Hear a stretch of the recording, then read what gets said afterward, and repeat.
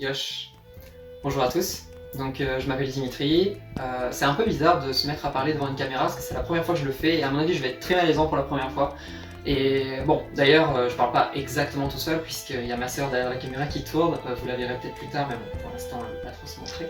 Donc aujourd'hui, j'ai envie de vous raconter une histoire. Donc pour le bien de cette histoire, on va appeler le personnage Satoru pour que ce soit plus simple. Donc je commence. Satoru est un jeune japonais qui provient d'une famille avec peu de moyens. Il est peu enclin aux études et il passe ses années collège à s'amuser. L'influence de ses parents et de ce professeur, il se doit de passer ses examens, mais lui, il n'a aucune envie.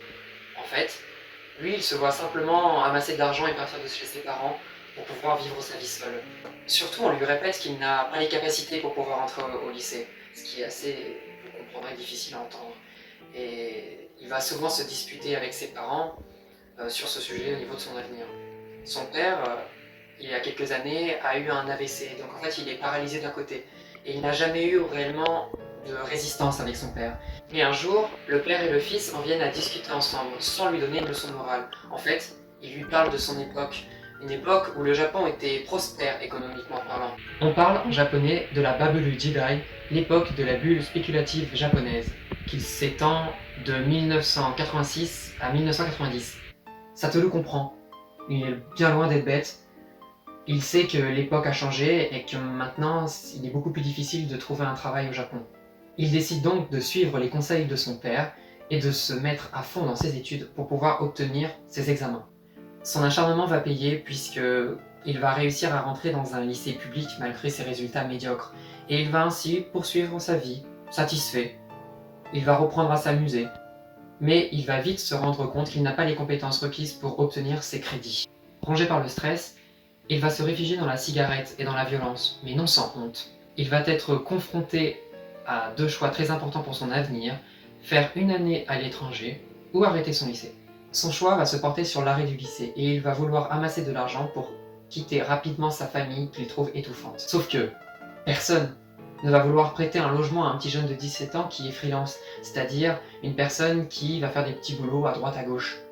À ses 18 ans, il parvient enfin à trouver un chez lui et à commencer sa vie seul. Seul petit problème, son CV, sur lequel est écrit noir sur blanc qu'il a arrêté son lycée en cours de route, ce qui n'est pas très prestigieux.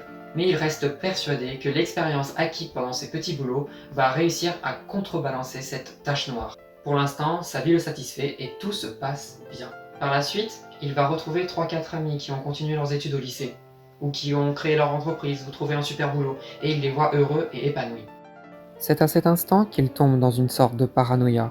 Il a l'impression qu'on le regarde de façon rabaissante, lui, le mec qui a arrêté le lycée en cours de route et qui est freelance.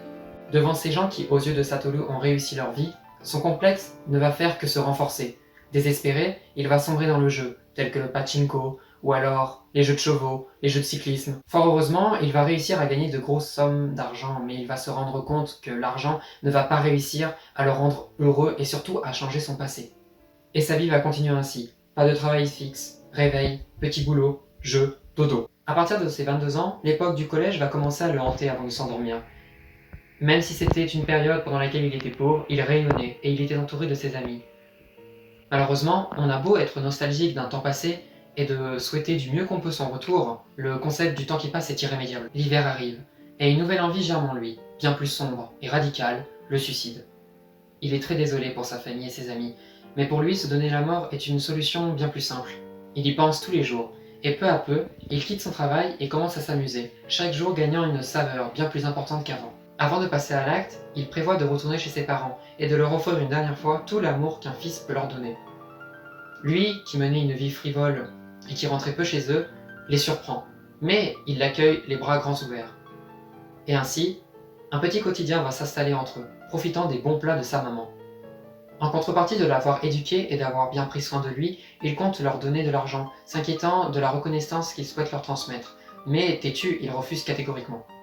Désormais, il reste plus qu'une chose à faire sur sa liste avant de disparaître, faire le tour de ses amis. Il en surprend plus d'un, mais tous le reçoivent de bon cœur. Il sait où il mettra fin à ses jours, la mer. Pour lui, soit il mourra de noyade, soit il mourra de faim, mais dans les deux cas, il aboutira à son dernier projet. Et puis arrive le jour J. Sur un petit bateau, il se laisse dériver au large. Ses pensées s'entremêlent. Comment se serait passée sa vie s'il avait étudié sérieusement? Et puis il se maudit de l'avoir gâchée. Elle aurait été trop courte, peu intéressante et frivole. La Terre disparaît peu à peu, et son bateau perpétue son voyage au beau milieu de nulle part. À ce moment-là, il n'a rien du tout avec lui.